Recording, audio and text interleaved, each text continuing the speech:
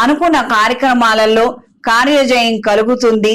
కొద్దిపాటి అపశృతులు చోటు చేసుకున్నప్పటికీ నిదానమే ప్రధానంగా మీరు భావించి తీసుకునే నిర్ణయాల ద్వారా అనూహ్యమైనటువంటి మార్పులు ఏర్పడతాయి.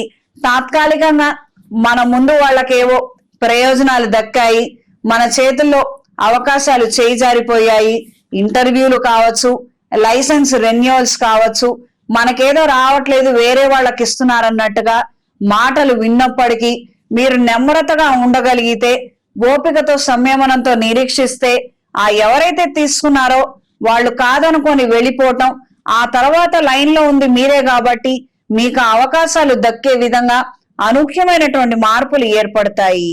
వ్యాపార రీత్యా ఆలోచనలలో మార్పులు అవసరం. వ్యాపార విధి విధానాలలో కూడా కొన్ని కొత్త మార్పుల్ని తీసుకురాగలుగుతారు. తద్వారా ప్రయోజనాలను అందుకోగలుగుతారు. కొంతమంది సలహాలు సూచనలు ఎంతవరకు వినాలో అంతవరకే వినాలి. మనతో పాటు మన పిల్లలు కూడా వ్యాపారంలోకి దింపితే వాళ్ళు పని చెయ్యరు. వాళ్ళు ఇదంతా ఏదో గ్రాంటెడ్ గా తీసుకొని కూర్చుంటారు, కాబట్టి నువ్వు నష్టపోతావు, వాళ్ళు బాగుపడరు అన్న ఈ మాటలేం వినద్దమ్మా. మన పిల్లల్ని మనం చేరదీయాలి.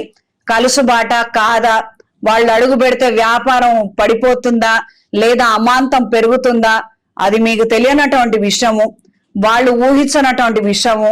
కొంతమంది ఈ మధ్యకాలం ఏం చేస్తున్నారంటే, పిల్లలు వచ్చి ఆ బాధ్యతలు చేపడితే మళ్ళీ అందులో వాటాలు మనకి పోతాయని చెప్పనని, ఇదంతా ఇంట్లో వాళ్ళే, నేనేం పెద్దగా చెప్పనవసరం లేదు, కాబట్టి పిల్లల్ని రానివ్వద్దు, దూరం పంపించు, అక్కడికి పంపించని ఈ పెద్దవాళ్ళకి బ్రెయిన్ వాష్ చేస్తున్నారు. వాడికి నీకు పొందన కుదరదు, కలుసుబాటు కాదు, జాతకాలు కుదరవు, ఇందుకు ఈ ఏవేవో చెప్పుకొస్తున్నారు. దీని ద్వారా నష్టపోవటం తప్పించి, కుటుంబం చెల్లాచెదురవటం తప్పించి మరేమాత్రం ఉపయోగం లేదు.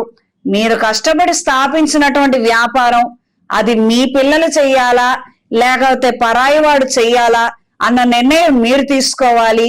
అది కరెక్ట్ గా మీరు ఆలోచించి అది మీ సొంత అభిప్రాయం అయి ఉండాలి, అంత మాత్రమే. వేరే వాళ్ళ అభిప్రాయం తీసుకొచ్చి వేరే పిల్లలకు మాత్రం కట్టబెట్టద్దు.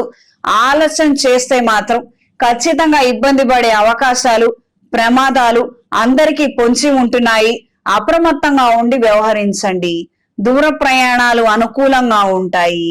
స్త్రీలకు ఈ వారం ఆరోగ్య నిమిత్తం సతమతమయ్యే విధంగా పరిస్థితులు ఉంటాయి. కాస్తంత వ్యక్తిగత జాగ్రత్తలు అవసరము.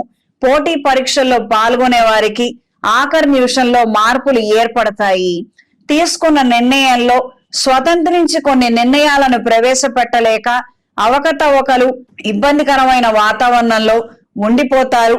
కొన్ని పక్క వాళ్ళకి నచ్చనప్పటికీ, అది మనం తిరస్కరించినట్టుగా ఉన్నప్పటికీ వాళ్ళకి తెలియజేయవలసినటువంటి విషయాలను మీరు కాస్త ఓర్పుతో తెలియజేసి మీ నిర్ణయాలు మీరు తీసుకోండి.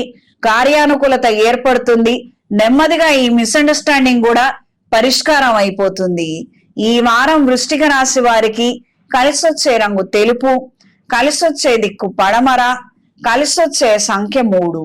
ప్రతిరోజు ప్రతినిత్యం నవగ్రహ స్తోత్ర పారాయణ చెయ్యండి.